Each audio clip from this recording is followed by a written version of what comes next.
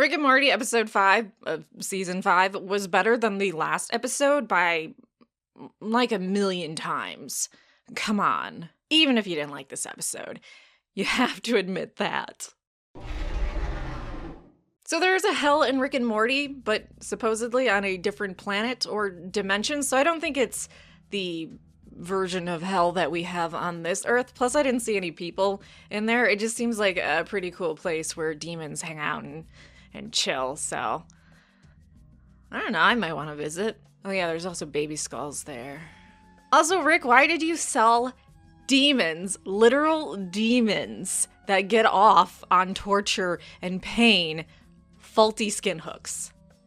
I feel like sometimes he's lazy just to create drama and apocalypse-like events. Like, you know he could have created skin hooks that weren't faulty, but he did it because he's just a little asshole. I guess it did work out for him in the end, because when him, Jerry, and Beth were captured, their skin hooks ended up disintegrating and they got away. Which, by the way, one of my favorite moments, this is such a small, stupid moment, but I watched it over and over again. I kept hitting the 20 seconds back, is when they drop from the skin hooks and the lava's coming and Rick takes out his gun to face off against the demons, and then he goes, "Screw it, run!" It just jumps out the window. I don't know why, but seeing his heroic pose and like, "I'm gonna take you on," and then just deciding, you know, it's just not worth it.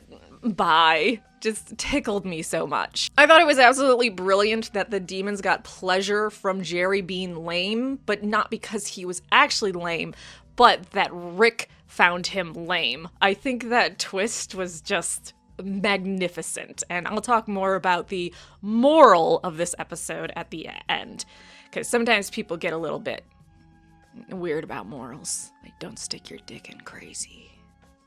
Wait, that's not a moral. That's just good advice. Another favorite thing about this episode is how they never address the huge hole in Rick's torso.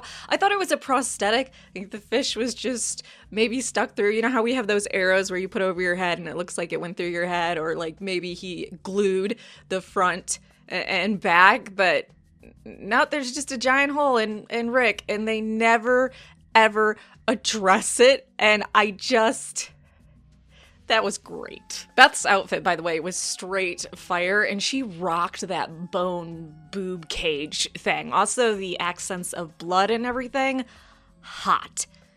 Really hot. Honestly, I could have spent more time in the hell place and seen what demons find pleasurable, but I'm happy with what we got. So yeah, I love the whole plot of this episode dealing with hell and the demons, and I thought it was great. Now, Summer and Morty, wow.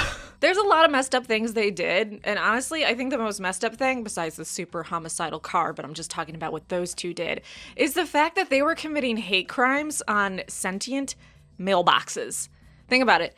On their planet, their version of us humans, if you want to, I guess, a comparison, are mailboxes. And Summer was brutally assaulting and killing them while laughing about it. Holy shit. Beth and Jerry, I don't want to tell you how to parent. I don't have kids, so maybe that's just something kids do when they get to a certain age. But they're kind of getting out of control, and they're becoming a lot more okay with murder. Just homicide in general. So I think maybe you should have an intervention. Although in Jerry's defense, he did say during the Planetina episode, no one's upset about our son killing a room full of people. So Jerry at least tried. And that's the most you can ask out of Jerry. But it was important that Summer and Morty decided not to trade Chut back to get out of their hate crimes, and the fact that the car knew Summer likes a non-violent way to stay safe, I guess most of the time, and so it tried to do that. However, they did then just destroy a police station that was there for justice and holding people accountable for their crimes, so that's kind of a yikes. On the spaceship, I'm a little bit worried what happens if she stops following what Rick says. I'm assuming either she respects him, so she follows him, Rick programmed her that way, or there's some sort of failsafe she knows about that if she defies Rick, she'll die. But still, okay, she was pulling a sun that was then having the planets, due to its gravitational pull, behind it. That's very powerful. I'm very terrified of this car, especially how much she loves killing, and the fact that now she's just okay with her murderous self. Now, what I want to talk about that I found so funny back in the beginning is when Summer farted and she said, if you don't find this funny, you're sexist. I don't know if it reminded anyone of those videos where men fart in the camera and all the comments are like, oh, so awesome, and talking about it, and great ripping ass. And then they show a video of a woman farting and all the comments are like, ew, disgusting pig, clean your ass, I'm gonna rape you. And it's just so funny because like a dude farting is like, ah, hilarious. And a woman doing it is like, I'm gonna rape you, bitch. It always just makes me laugh my ass off. Oh yeah, and like the queef thing. That seems to disturb a lot of men, especially the ones that think ripping ass is hilarious. So the lesson of this episode, I think we can all agree the lesson was that it isn't cool to judge others for being lame. And if you find other people lame, actually, you're the lame person. It's like on Reddit and 4chan when they call people normies. That's when I always just nope out, because I'm like, look, dude, if you're calling someone a normie, wow, you have no self-awareness going on. But I think that's like a teenager kid rebellious thing, and they eventually grow out of it, and they're just like, oh, okay, yeah, that was a little bit cringy. It's kind of like the same thing when someone tells you to get a life when you're doing something that brings you joy that doesn't involve maiming and killing, of course. Just, you know, kind of don't do that. And it's like, no thanks.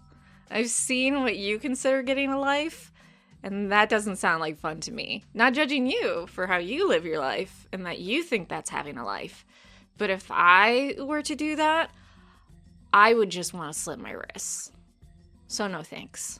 I like being a sad cat lady. So yeah, I think episode 5 was way better than episode 4, although it wasn't the best episode of this season by far. And if you're missing the Rick Morty adventures, those two together, we are getting that next episode, so don't worry.